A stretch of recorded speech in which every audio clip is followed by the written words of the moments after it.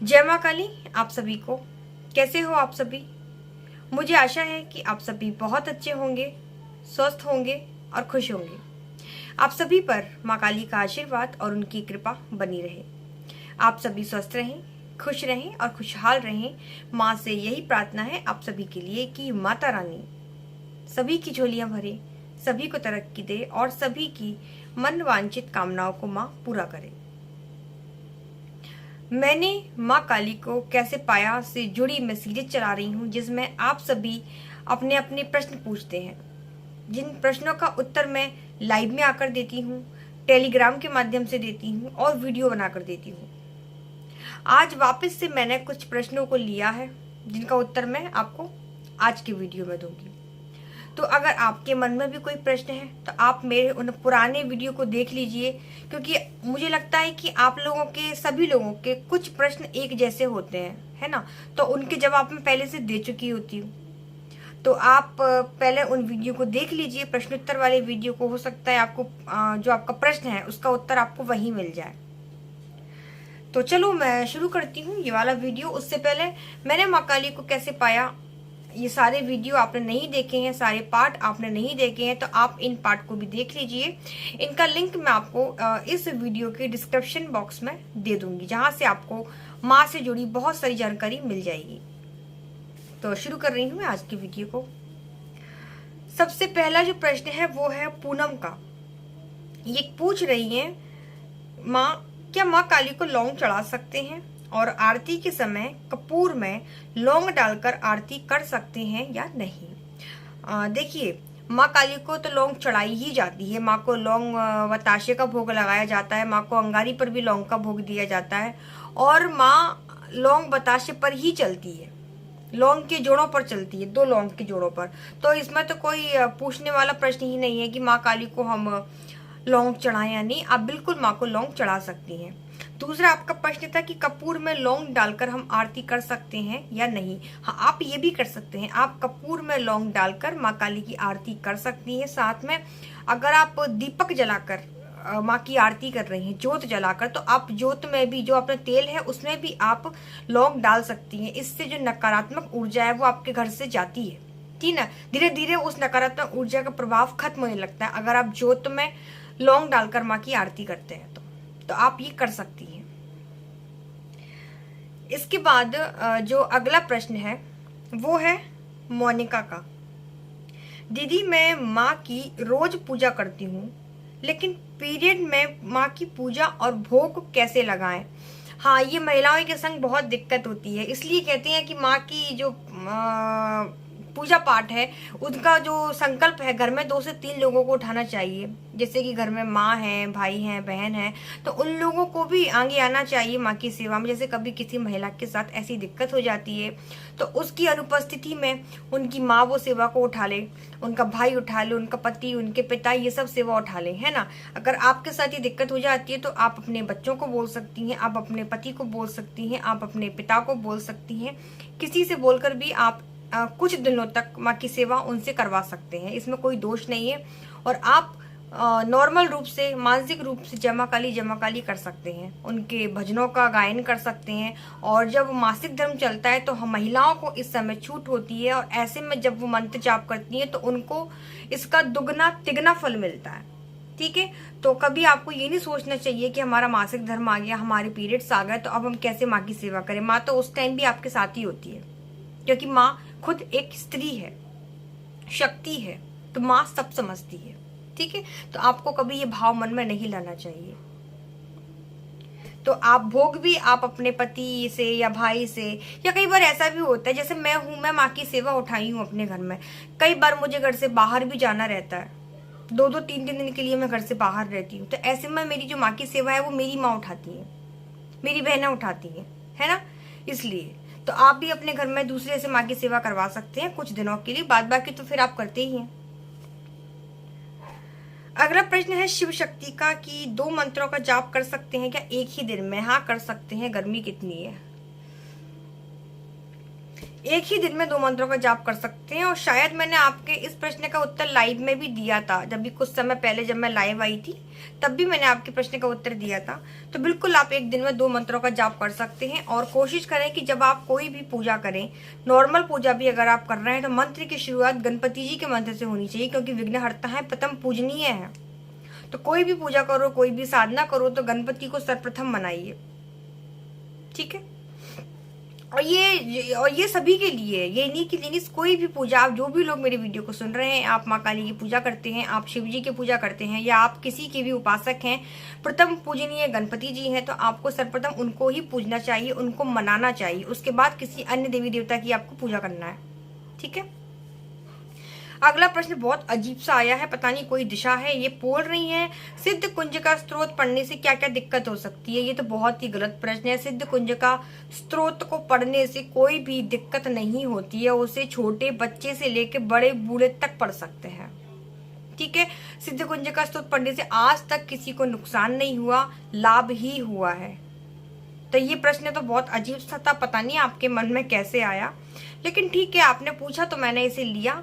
सिद्ध कुंज का पढ़ने से किसी को कोई भी नुकसान नहीं होता है, कोई दिक्कत नहीं होती है, आप बेझिझक इसे पढ़ सकते हैं। अब ये प्रश्न किसका है मुझे नहीं पता। इन्होंने कहा है कि घर में माँ काली और भैरव बाबा को सात्विक भोग क्या दें।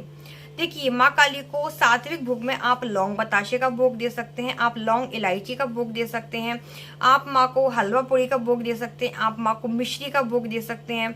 इसके अलावा आप खीर का भोग दे सकते हैं, पान का भोग दे सकते हैं, पेड़े का भोग दे सकते हैं, और आपके घर में जो भी मिठाई बने, खीर का भोग दे सकते हैं। आपके घर में जो नॉर्मल खाना बनता है बिना लहसुन प्याज का, तो आप उसका भोग भी माँ काली को दे सकते हैं। ये सात्विक भोग होते हैं। और यही सारे भोग आप भैरव बाबा को भी दे सकते हैं। भैरव बाबा को आपको कोई अलग से भोग लगाने की जरूरत नहीं है। जो भोग आप माँ काली के लिए बनाते हैं, उसी में से भोग आपको बटुकनाथ जी के नाम से निकाल के रखने हैं। अब मैंने बटुकनाथ क्यों बोला, क्योंकि घर में हमेशा बटुकनाथ जी की ही पूजा करनी चाहिए। भैरव बाबा का बाल रूप होता है, ठीक है।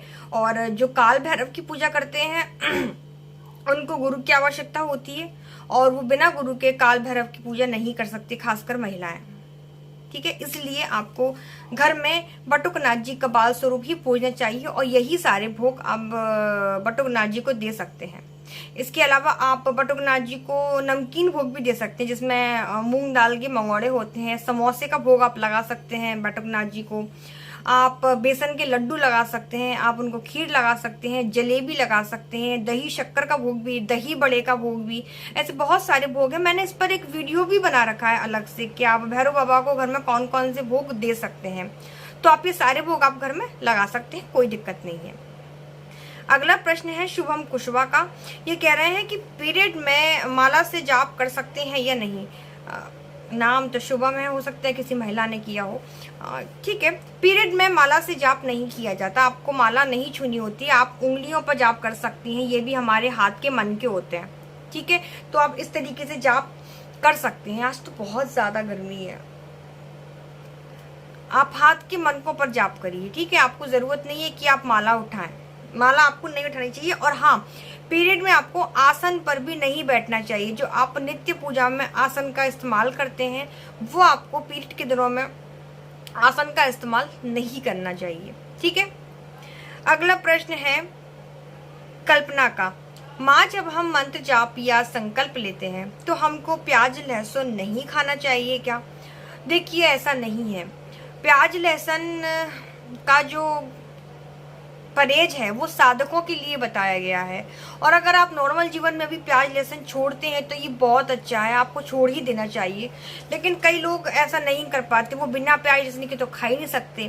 तो ऐसा नहीं है कि अगर आप प्याज लहसुन खाएंगे तो आपको ईश्वर नहीं मिलेगा, आपको भगवान नहीं मिलेगा, या आपको माँ नहीं मिलेगी, ऐसा नहीं है। अगर आप मंत्र जाप कर रहे हैं, आपने संकल्प ले रखा है, अगर आपने नॉर्मल संकल्प ले रखा है कि हमारी भक्ति बढ़े, ऐसा कोई आपकी मनोकामना विशेष नहीं है, तो आप प्याज लहसुन खा सकते हैं। लेकिन आपकी कोई विशेष बड़ी मनोकामना है जिसके लिए आपने संकल्प ले रखा है, तो उन संकल्प के दिनों में आपको ना तो प्याज लहसुन खाना है, और साथ में आपको पूर्ण ब्रह्मचर्य का पालन भी करना है।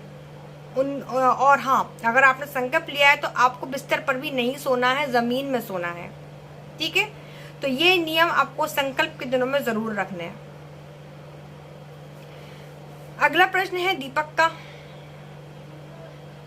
का नहीं है, सॉरी नाम नहीं लिखा है मैंने। दीपक में फूल बने तो ज्योत शांत होने के बाद फूल का क्या करना चाहिए? मैं वीडियो को पता जल्दी जल्दी खत्म करने की कोशिश कर रही हूँ क्योंकि आपको दिख नहीं रहा, मुझे इतना पसीना आ रहा है, बहुत ज्यादा पसीना, ये देखो बहुत पसीना आ रहा है मेरे को।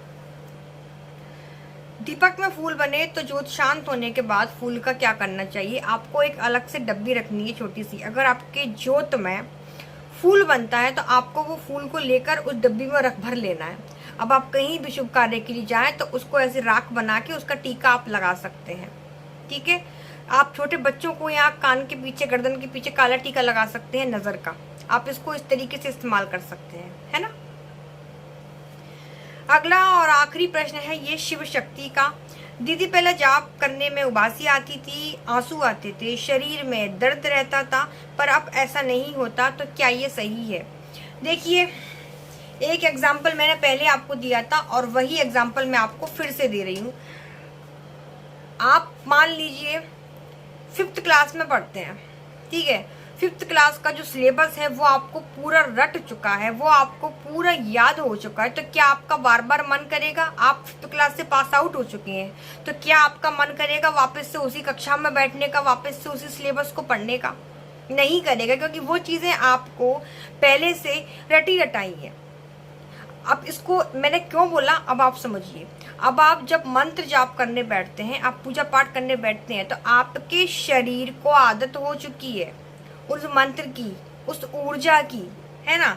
अब आप उस चीज से पास आउट हो चुके हैं, अब आपको आगे जाने की जरूरत है, आपको अब ध्यान में बढ़ने की जरूरत है, क्योंकि आपका शरीर जानता है कि ये आएंगे, बैठेंगे, इतना इतना मंत्र करेंगे, क्योंकि दिमाग बहुत तेज होता है, ये इतना मंत्र करेंगे, ये 40 पढ़ेंगे, उसके बाद उठ के चले जाएंगे, है ना। तो आपको उसके दौरान कुछ भी नहीं होगा, लेकिन आप जैसे ही इसके बाद इसका जो नेक्स्ट जो स्टेप होता है ध्यान का होता है, अब आप ध्यान लगाने की कोशिश करेंगे तो फिर आप दोबारा भटकेंगे। क्यों? आपके मन में बहुत सारी चीजें आएंगी, आप एकदम से ध्यान में नहीं बैठ पाएंगे। तो ये भक्ति का अगला पड़ाव है। भक्ति में भी अलग अलग चरण होते हैं, जरूरी नहीं है जो हमको पहले अनुभव होते थे वो हमको बाद में भी होंगे, ठीक है। तो इस चीज को आप समझिए, जरूरी नहीं है कि पुराने अनुभव हमको जिंदगी भर होते रहेंगे। आप अगले पड़ाव पर आ गए हैं तो आप कोशिश करें कि आप ध्यान लगाया करें। शुरुआत करिए 15 मिनट से, 20 मिनट से, आधा घंटा ध्यान में बैठने की कोशिश कीजिए, शक्तियों से संपर्क करने की कोशिश कीजिए, उनसे बात करने की कोशिश कीजिए। तो ये कुछ प्रश्न मैंने आज लिए थे और मुझे आशा है कि आपको ये वीडियो पसंद आया होगा। जानकारी अच्छी लगे तो वीडियो को लाइक करिएगा और मुझे बताइएगा कि अगला वीडियो मैं कौन से टॉपिक पर बनाऊं, ठीक है। और मैंने माँ काली को कैसे पाया का पार्ट तो मैं बहुत जल्दी रिकॉर्ड करूंगी। फिलहाल तो मुझे आप बता दीजिएगा कि आपको नेक्स्ट वीडियो किस टॉपिक पर चाहिए। तब तक सभी को जय माता दी, जय माँ काली, धन्यवाद।